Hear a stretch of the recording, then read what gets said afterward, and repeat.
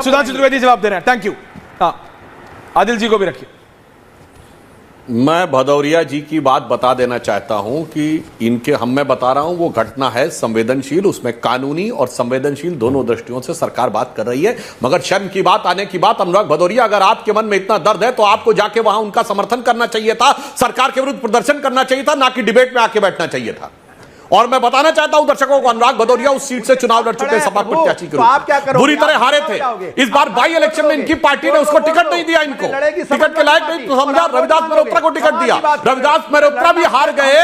अब रविदास मेहरोत्रा वहां पर जाकर प्रदर्शन कर रहे हैं तो इनको सपा की अंदरूनी राजनीति में अपना स्कोर सेटल करना है, इसलिए वहां पर जाकर उनके पक्ष में करिए, हमारी सरकार है, धरना प्रदर्शन करिए। उसके बजाय टीवी डिबेट पे आके बोल रहे हैं। ये अपनी विधानसभा में अपनी पार्टी के द्वारा नकारे जाने के बाद अपनी निजी राजनीति में एक संवेदनशील घटना का प्रयोग कर रहे हैं। अन्यथा मैं पूछना चाहता हूं, हाथ मत नचाओ मेरे भाई, वहां से विधानसभा के प्रत्याशी रहे हो, उस विधानसभा का विषय उठा रहे हो राष्ट्रीय चैनल पे, तो जाकर उनके साथ बैठना चाहिए, टीवी डिबेट में आकर नहीं बैठना चाहिए था। और 4 बजे जब यह विषय डिस्कस हुआ था, आपको कह देना चाहिए था मेरे लिए सबसे महत्वपूर्ण मुद्दा वो है, मैं डिबेट पे नहीं जाऊंगा, मुद्दे बैठूंगा। यह है नौटंकी आपकी, मैं कह रहा हूं यह है आपकी नौटंकी, क्योंकि सपा की अंदरूनी राजनीति में आप अपना स्कोर सेटल करना चाह रहे हैं, क्योंकि पार्टी ने उस प्रदर्शन के लिए आपको अधिकृत नहीं किया। आपकी तरफ से जो विधायक के प्रत्याशी थे जिनको आपकी जगह टिकट दिया गया, उसने अधिकृत किया था। अब आइए मुद्दे के ऊपर, क्योंकि हमें पता है कि मुस्लिम बोर्ड के बारे में कैसे बोलेंगे। अब मैं यह भी पूछना चाहता हूं, जो लोग बहुत ओबीसी की बात कर रहे थे, ये बताएंगे कि मुस्लिम पर्सनल लॉ बोर्ड में कितने पसमानदा मुसलमान हैं? पूछिए, एक भी बनाया आज तक? हाँ, वहां नहीं बोलेंगे, अरे नहीं नहीं नहीं, वहां तो शेख और सैयद ही चलेगा। अरे पसमानदा की बात कह दो तो मुस्लिमों में डिवीजन की बात आ जाएगी। ना ना ना, वहां ओबीसी से कोई मतलब नहीं। फिर जब ओबीसी रिजर्वेशन बात कहेंगे मुसलमान तो ओबीसी है इसलिए उसको मिलता है, मगर जब पूछो मुस्लिम पर्सनल लॉ बोर्ड में ओबीसी मुसलमान है, नहीं नहीं नहीं, वहां मत पूछो।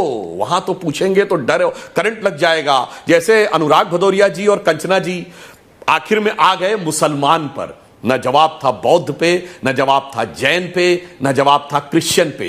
और मुसलमान पर भी हमें कहने की जरूरत नहीं पड़ी। एमआईएम वाले ने कह दिया 2 टिकट दिए थे, मैंने तो कहा था 110 टिकट दिखा के जाओ। गुजरात में 1 टिकट नहीं देते, महाराष्ट्र में 1 टिकट नहीं देते, उत्तर प्रदेश में 4 टिकट देते, या 2 टिकट देते, और फिर आके बोलने लगते हैं। खैर, मगर मैं ये कहना चाहूंगा कि जो विषय राहुल जी ने कहा, हमें इस विषय के ऊपर गंभीरता से बात करनी चाहिए।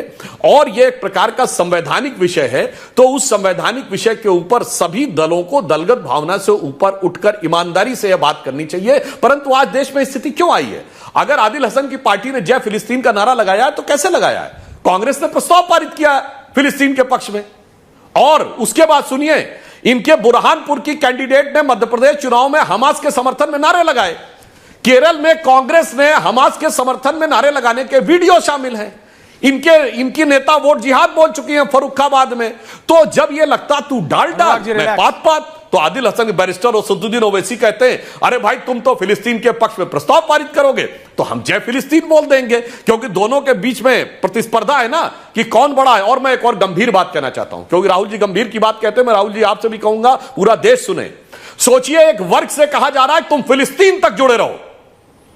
इस चुनाव में एक बाकायदा ट्रेंड चला, all I should be on रफा, यानी रफा से जुड़े रहो। दूसरे से कहा जा रहा है अयोध्या से भी मत जुड़े रहना, कश्मीर से भी मत जुड़े रहना, मल्लापुरम में क्या हो रहा है आंख मूंद लेना, धुबरी बरबेटा में क्या हो रहा है आंख मूंद लेना, मालदा में क्या हो रहा है आंख मूंद लेना। दूसरे से कहा जा रहा फिलिस्तीन तक जोड़ के रखना।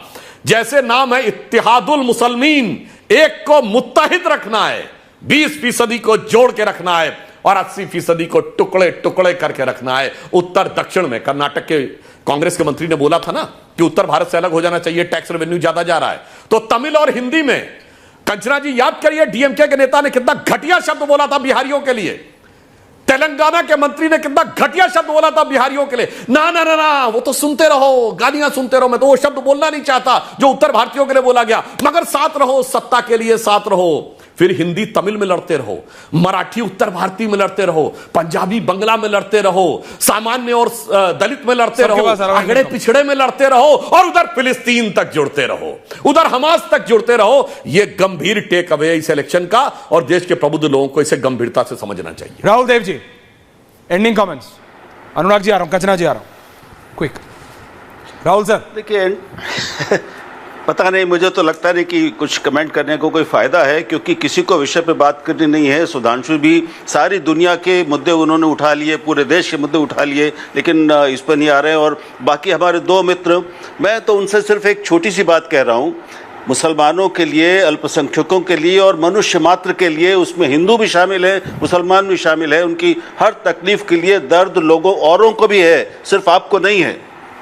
बिल्किस बानो पर बीजेपी की चुप्पी पर दर्द मुझे भी बहुत है और मेरे पास हजार बातें हैं जिन पर मैं बीजेपी से सवाल करना चाहता हूं। लेकिन सवाल यह है कि आज यहां पर आप दोनों में से किसी एक ने भी इस फैसले पर, मुस्लिम महिलाओं के लिए जो फैसला आया है उस पर, सुप्रीम कोर्ट ने जो कहा है, जो फैसला दिया है उस पर, जो मुस्लिम पर्सनल लॉ बोर्ड ने फैसला किया है, जो उसने बयान जारी किया है, एक शब्द आप लोगों ने नहीं बोला इतनी देर से। मैं ये पूछ रहा हूं आपसे, ये आप ही को अकेले दर्द है क्या? आप ही को सारी दुनिया की समझ है क्या? मजाक है ये? आप इस विषय पर क्यों नहीं बोल रहे हैं एक शब्द? Point taken. ओके, अनुराग भदौरिया जी बोलिए, एंडिंग कमेंट्स 45 सेकंड्स। अब तो बोल दीजिए टॉपिक। मैंने राहुल जी आपसे पहले ही बोला था, क्योंकि सुधांशु जी, अगर किसी का घर उजड़ रहा हो सबसे बड़ी खबर ये होती है, किसी का घर जा रहा हो, पूरे घर के घर, मोहल्ले के मोहल्ले रो रहे हैं, रात भर सोते नहीं हैं। मुझे दर्द है, क्योंकि मेरी विधानसभा है, ये वहाँ से जीते हैं लोकसभा, इसलिए इनको अवगत करा रहा हूँ, क्योंकि इनके तो कान में जू नहीं रेकेगा, इन्हें मतलब नहीं है। कोई बिलख रहा है, बिलखने दो, उसमें हिंदू भी हैं, मुस्लिम भी हैं, सिख भी हैं, वो महिलाएं सारी महिलाएं हैं, उन महिलाओं को समझ में नहीं आ रहा है। ये अनुराग बात करना चाहते हैं। सर बोलिए, ये ऐसे रुकते नहीं। अनुराग भदौरिया, यहाँ पर तलाकशुदा मुस्लिम महिलाओं के घर को उजड़ने से, उनकी जिंदगी को उजड़ने से बचाने वाला फैसला आया है। इस पर आपको एक शब्द क्यों नहीं निकलता? That's right. सर क्योंकि डर है ना, all India Muslim personal law board पे टिप्पणी तक नहीं कर सकते। बोलिए अनुराग जी। जाते हैं, ये सुधांशु जी का चरित्र चेहरा है क्या कि जीतने के बाद भूल गए? यार ये सर कुछ नहीं हो सकता। चाहते शायद यू आर राइट टुडे। तो कह रहे नहीं, मुद्दे आई वाज रॉन्ग मुद्दे पे नहीं बोल रहे। अगर आपके लिए sir you are right today, I am wrong. Sudhanshu ji मैं आ रहा हूं, कंचना जी बोल रहे हैं। Thank you Anurag ji. मैं प्रोफेसर साहब सच में थैंक यू। प्रोफेसर सर से पूछना चाहूंगी कि यही इसी देश में था मौलाना आजाद नेशनल फेलोशिप, जिसका 55% बेनिफिशियरी मुस्लिम महिलाएं थी सर, हायर एजुकेशन में। बंद कर दिया इन्होंने।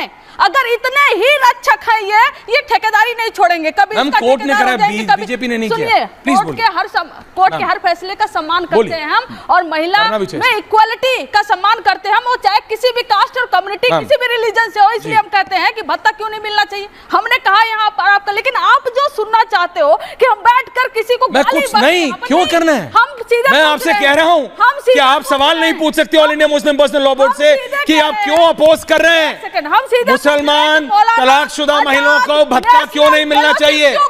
तलाकशुदा मुसलमान महिलाओं को भत्ता क्यों नहीं मिलना चाहिए? RJD as a party, Samajwadi as a party क्यों नहीं पूछ सकती? मैं सिर्फ ये कह रहा हूँ। बेनिफिशियरी मुस्लिम महिलाएं थी, मौलाना आजाद नेशनल फेलोशिप। आप सब अपने आप को एक्सपोज कर रहे हैं, ओवर एक्सपोज कर रहे हैं। जनता डिसाइड करेगी, let the people decide. Sudhanshu Trivedi, last 30 seconds and I am ending. And Rahul ji, you were right today. मैं कह रहा हूं अनुराग भदौरिया जी, वहां पर जो लोग मैं टॉपिक पे बात कर रहा हूं, प्रभावित हैं वो सिर्फ महिलाएं नहीं, महिलाएं पुरुष बच्चे सब हैं। उनको कानूनन अधिकार है, वो कोर्ट जा सकते हैं। अगर मुस्लिम महिलाओं को कानूनन अधिकार नहीं था। हमें नहीं कुछ। और सुनिए कंचना जी, मैं आपसे एक बात कोट करना चाहता हूं। कर्नाटक की सरकार ने, मैं टॉपिक पे कह रहा हूं आपसे भाई। अरे मैं अनुराग जी के लिए कह रहा हूं। राहुल जी राइट है और हम गलत क्यों नहीं है? वो अनुराग भदौरिया बोल रहे हैं समाजवादी पार्टी के बारे में। क्यों कर रहे? कौन कर रहा है? सब मैंने आपका नाम तक लिया। You are taking personal, don't get personal ma'am. Rahul ji is right because क्योंकि अच्छा आप मुझे बचा, ठीक है आप बताएंगे। I am extending. Sudhanshu ji एक minute, only 60 seconds। Sudhanshu ji ठीक है, आप बताइए मुझे आरजेडी का क्या पक्ष है इस पर, ऑफिशियल बताइए मुझे। You are the RJD spokesperson, आप आरजेडी की प्रवक्ता हैं, बताइए मुझे आरजेडी का स्टैंड। मैम बताइए ना मैम, प्लीज हो जाइए मैम, बताइए। आरजेडी का पक्ष ये है जी मैम कि महिला किसी भी रिलीजन से हो, महिला किसी भी कास्ट से हो, सबको इक्वलिटी का हक है, चाहे वो भत्ता हो, चाहे वो रोजगार हो, आपके नेता बोलेंगे मैम, चाहे लाइफ हो। नेता बोले तो नेता को बुला लेते यहाँ पर मेरे नहीं, मैं आपसे पूछ रहा हूँ। नेता को बुलाकर यहाँ डिबेट करवा लेते। नेता से मैं बात करेंगे, हमारे रिपोर्टर प्रकाश गए, मेरे रिपोर्टर वहां पे, आप टेंशन मत लीजिए। राहुल जी इज राइट, क्योंकि समाजवादी पार्टी को ऑन एयर रखिए, एक शब्द नहीं बोल सकते समाजवादी पार्टी। नहीं है।